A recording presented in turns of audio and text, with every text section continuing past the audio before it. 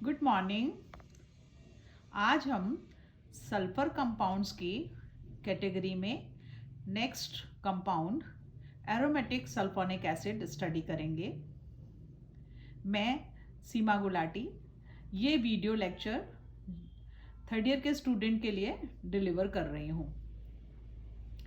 वे यौगिक जिनमें बेंजीन वलय का एक हाइड्रोजन परमाणु सल्फोनिक समूह द्वारा प्रतिस्थापित हो सल्फोनिक एसिड कहलाते हैं। इन्हें सल्फ्यूरिक अम्ल का व्युत्पन्न भी माना जा सकता है, जिसमें एक OH समूह के स्थान पर एरोमेटिक समूह जुड़ा हुआ हो। नीचे सल्फ्यूरिक एसिड के स्ट्रक्चर में अगर हम OH रिप्लेस कर देंगे किसी भी एरोमेटिक न्यूक्लियस से, तो एरोमेटिक सल्फोनिक एसिड बन जाएगा। सबसे पहले हम इसमें मेथड ऑफ प्रिपरेशन स्टडी करेंगे। जो इसका सबसे वेल नोन मेथड है वो है डायरेक्ट सल्फोनेशन। डायरेक्ट सल्फोनेशन से ही यूजुअली हम सल्फोनिक एसिड्स को सिंथेसाइज करते हैं। किसी एरोमेटिक वलय के एक हाइड्रोजन परमाणु के सल्फोनिक समूह द्वारा विस्थापन की क्रिया को सल्फोनीकरण या सल्फोनेशन कहते हैं। यहाँ पर ये ध्यान रखिए कि ये जो सल्फोनेशन है वह या तो फ्यूमिंग H2SO4 98% तक कंसंट्रेटेड फ्यूमिंग H2SO4, या हम ओलियम जो है उसमें SO3 गैस विद H2SO4 है, तो उसमें भी हमें SO3 आयन जो हैं वो मिल जाएंगे। तो इन दोनों से ही हम इस सल्फोनेशन की क्रिया को कर सकते हैं। अगर फ्यूमिंग H2SO4 की प्रेजेंस में 200 डिग्री सेंटीग्रेड तक गर्म करके हम सल्फोनेशन करें तो डाइसल्फोनेटेड प्रोडक्ट हमें मिल जाएगा। और अगर इसी क्रिया को हम 300 डिग्री सेंटीग्रेड तक करें, इसका मतलब फ्यूमिंग H2SO4 की प्रेजेंस में अगर सल्फोनेशन की क्रिया को हम 300 डिग्री तक करते हैं तो फिर हमें ट्राई सल्फोनेटेड प्रोडक्ट मिल जाएगा। यहाँ मैं आपको एक बात याद दिला देती हूँ कि जो सल्फोनिक एसिड समूह है वह मेटा डायरेक्टिंग होता है, इसलिए एक सल्फोनेशन के मोनोप्रतिस्थापन के बाद जो द्विप्रतिस्थापन और त्रिप्रतिस्थापित यौगिक बनते हैं वो दोनों ही में मेटा पोजीशन पर ही सल्फोनिक ग्रुप जो है वो आकर जुड़ता है। अब हम बात करते हैं इसके मैकेनिज्म की। तो सल्फोनेशन का हम मैकेनिज्म देखते हैं। सबसे पहले आप देखिए ओलियम एंड फ्यूमिंग जो सल्फ्यूरिक एसिड है दोनों ही में SO3 की वेफर्स जो हैं वो प्रेजेंट होती हैं। यहाँ पर SO3 जो है वो इलेक्ट्रोफाइल है। आप सब जानते हैं जब भी बेंजीन पर या एरोमेटिक न्यूक्लियस पर कोई भी क्रिया होगी तो वो इलेक्ट्रोफिलिक ही होगी। तो यहाँ पर SO3 हमारा इलेक्ट्रोफाइल है। ये SO3 की मैंने रेजोनेटिंग स्ट्रक्चर्स यहाँ दिखाए हुए हैं। इन रेजोनेट स्ट्रक्चर को ध्यान से देखिए। यहाँ पर जो एक टोटल हाइब्रिड बाद में रेजोनेटिंग स्ट्रक्चर दिखाया है, इससे स्पष्ट है कि तीनों ऑक्सीजन पे डेल्टा नेगेटिव और सल्फर पर डेल्टा पॉजिटिव चार्ज उपस्थित रहता है।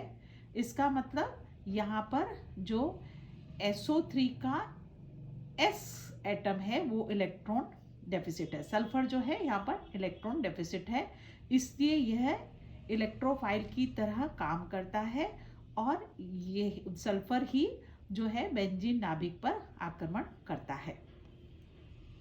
SO3 बेंजीन नाभिक पर आक्रमण करता है और ये किसी भी हाइड्रोजन मतलब किसी भी नाभिक के किसी भी कार्बन से जाके जुड़ जाएगा और एक इंटरमीडिएट का निर्माण होता है।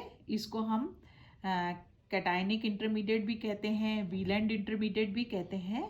और ये जो इंटरमीडिएट बनता है इसमें जो एरोमेटिक न्यूक्लियस है उसके एरोमेटिसिटी खत्म हो जाती है, लेकिन फिर भी यह रेजोनेंस द्वारा अपने स्टेबलाइजेशन को गेन करता है। रेजोनेटिंग स्ट्रक्चर्स दिखाई हुई हैं। यहाँ पर 3 तरह की रेजोनेटिंग स्ट्रक्चर्स जो हैं बनते हैं। ये तीनों स्ट्रक्चर जो हैं इनको हम व्हीलैंड इंटरमीडिएट भी कहते हैं। इसके बाद इसमें से एक हाइड्रोजन परमाणु के निकलने, हाइड्रोजन पॉजिटिव के निकलने के साथ ये बेंजीन रिंग जो है रीजनरेट हो जाएगी और एक H पॉजिटिव जो है SO3 नेगेटिव पर आके जुड़ेगा और बेंजीन सल्फोनिक एसिड का निर्माण हो जाएगा।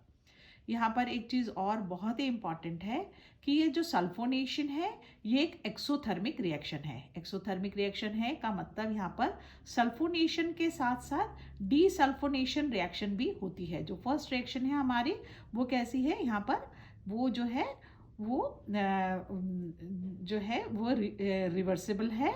इसका मतलब डीसल्फोनेशन भी साथ के साथ ही होता है। अगर हम इस रिएक्शन में जो वाटर प्रोडक्ट बाय प्रोडक्ट साथ में निकलता है उसको वेपोराइज कर दें तो हम इस इक्विलिब्रियम को शिफ्ट कर सकते हैं टुवर्ड्स द राइट और इस तरह से सल्फोनेटेड प्रोडक्ट जो है वो हमें ज़्यादा मिल सकता है। तो डीसल्फोनेशन अवॉइड करने के लिए हम क्या करेंगे, वाटर मॉलिक्यूल जो कि इसका बाय प्रोडक्ट है उसको वेपोराइज करके और इक्विलिब्रियम को राइट की तरफ शिफ्ट करके सल्फोनेशन को प्रमोट किया जा सकता है। इसके अलावा activating groups like CH3, NH2OH इनकी अगर प्रेजेंस हो एरोमेटिक रिंग में तो सल्फोनेशन जो है इजी हो जाता है। एक्टिवेटिंग ग्रुप की प्रेजेंस से सल्फोनेशन को हम जो है इजीली परफॉर्म कर सकते हैं।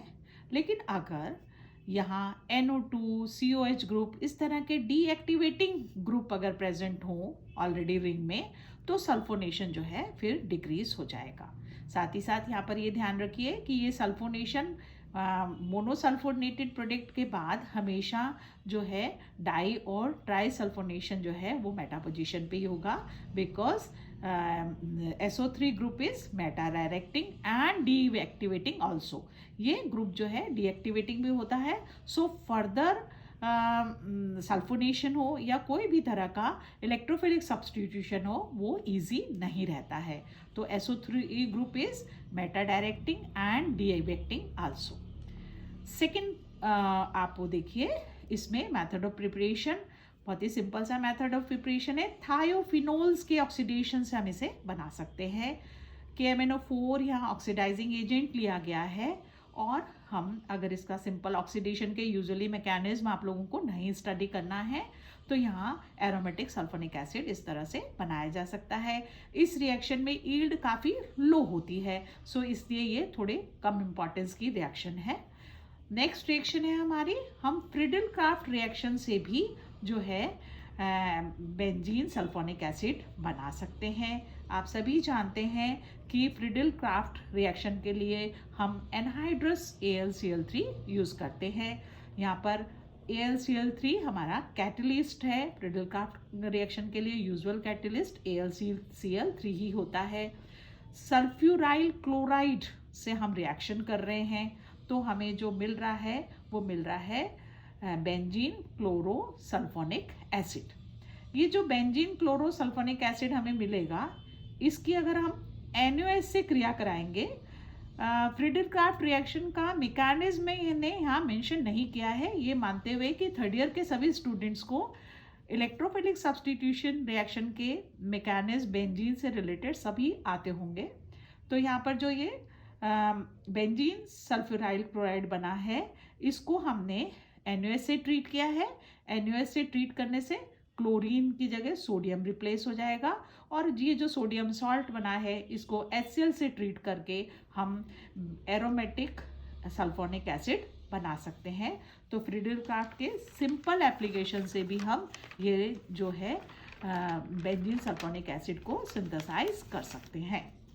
नेक्स्ट रिएक्शन देखिए, हम क्लोरोसल्फोनिक एसिड से बेंजीन की रिएक्शन से भी एरोमेटिक सल्फोनिक एसिड बना सकते हैं। सिंपल रिएक्शन है, HCl निकल जाएगा और सल्फोनिक एसिड ग्रुप जो है वो आके बेंजीन नाभिक पे जुड़ जाता है। बट इस रिएक्शन में कुछ 2-3 चीज़ें इंपॉर्टेंट हैं जो मैं आपको बताती हूँ।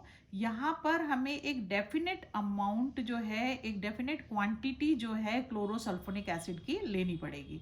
उसका रीज़न ये है कि जो क्लोरोसल्फोनिक एसिड है वो बेंजीन सल्फोनिल क्लोराइड से, जो कि हमारा बेंजीन सल्फोनिल क्लोराइड और एरोमेटिक सल्फोनिक एसिड आपस में भी रिएक्शन करने लग जाते हैं, और उससे क्या होगा कि जो कंपाउंड बनेगा वो फर्दर अगर हम हाइड्रोलाइज करेंगे तो वो भी एरोमेटिक सल्फोनिक एसिड में कन्वर्ट हो जाता है।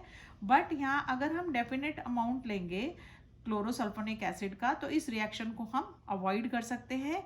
तो उससे हमें जो है मतलब एक तो हमारा जो प्रोडक्ट है एरोमेटिक सल्फोनिक एसिड उसकी क्वांटिटी हमें ठीक से मिल जाएगी। अगर हमने क्लोरोसल्फोनिक एसिड की क्वांटिटी को कंट्रोल नहीं किया तो जो प्रोडक्ट है वो क्लोरोसल्फोनिक एसिड से रिएक्शन करने लग जाता है, तो उससे फिर यील्ड बहुत कम हो जाएगी। तो इसलिए हम अवॉइड करेंगे इसको, और एक डेफिनेट क्वांटिटी लेके ही इस रिएक्शन को परफॉर्म किया जा सकता है। बस ये थोड़ी सी लिमिटेशन है इस रिएक्शन की, तो इसको ध्यान में रखना है इस रिएक्शन को करते समय। नेक्स्ट रिएक्शन देखिए, एक्टिव हैलोजन डेरिवेटिव से सिंपल न्यूक्लियोफिलिक सब्स्टिट्यूशन से भी हम जो है सल्फोनिक एसिड बना सकते हैं। ठीक है, इसमें क्या है, ये एक्टिव हैलोजन डेरिवेटिव से आप शायद समझते होंगे, आपको ध्यान होगा कि जब फर्स्ट ईयर में भी हमने आपको पढ़ाया था कि जो एरोमेटिक हैलाइड्स होते हैं वो यूजुअली उनमें न्यूक्लियोफिलिक सब्स्टिट्यूशन इजी नहीं होता है, आसान नहीं होता है।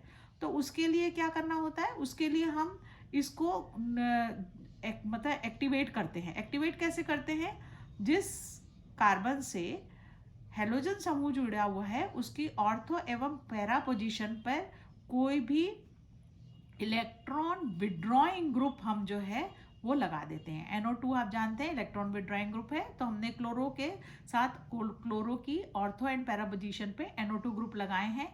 तो इस तरह से ये एक्टिवेट हो गया है, मतलब अब यहाँ की हैलोजन जो है इस एरोमेटिक न्यूक्लियस से जुड़ी हैलोजन को हम आसानी से किसी भी न्यूक्लियोफाइल से प्रतिस्थापित कर सकते हैं। ये यहाँ पर हमने इस मतलब उसका सहारा लिया है कि हमने इसको एक्टिवेट कर लिया है हैलोजन को, और अब हम सिंपल न्यूक्लियोफिलिक सब्स्टिट्यूशन से जो है यहाँ पर बेंजीन सल्फोनिक एसिड बना सकते हैं। रिएक्शन इज़ वेरी सिंपल, केवल सिंपल न्यूक्लियोफिलिक सब्स्टिट्यूशन है। सोडियम सॉल्ट बनेगा सल्फोनिक एसिड का, उसको HCl की प्रेजेंस में हम सल्फोनिक एसिड में कन्वर्ट कर सकते हैं। तो यहाँ जो प्रोडक्ट बनेगा वो जरूर हमारा ऑर्थो और पैरा पे नाइट्रो ग्रुप अटैच्ड है, और SO3 ग्रुप जो है वो इससे आके जुड़ जाता है। ठीक है, अब हम इसकी कुछ फिजिकल प्रॉपर्टीज देखते हैं। फिजिकल प्रॉपर्टीज जो है, एरोमेटिक सल्फोनिक एसिड जो है कलरलेस होता है, क्रिस्टलाइन होता है, मॉइस्चर एब्जॉर्बिंग सॉलिड्स हैं, ये हाईली सॉल्युबल है वाटर में और अल्कोहल में भी, बट ये इनसॉल्युबल है नॉन पोलर और ऑर्गेनिक सॉलिड में। आज के इस लेक्चर में मैं आपको फिजिकल प्रॉपर्टी तक ही बता रही हूँ। नेक्स्ट लेक्चर में हम सल्फोनिक एसिड की केमिकल प्रॉपर्टीज स्टडी करेंगे। Thank you.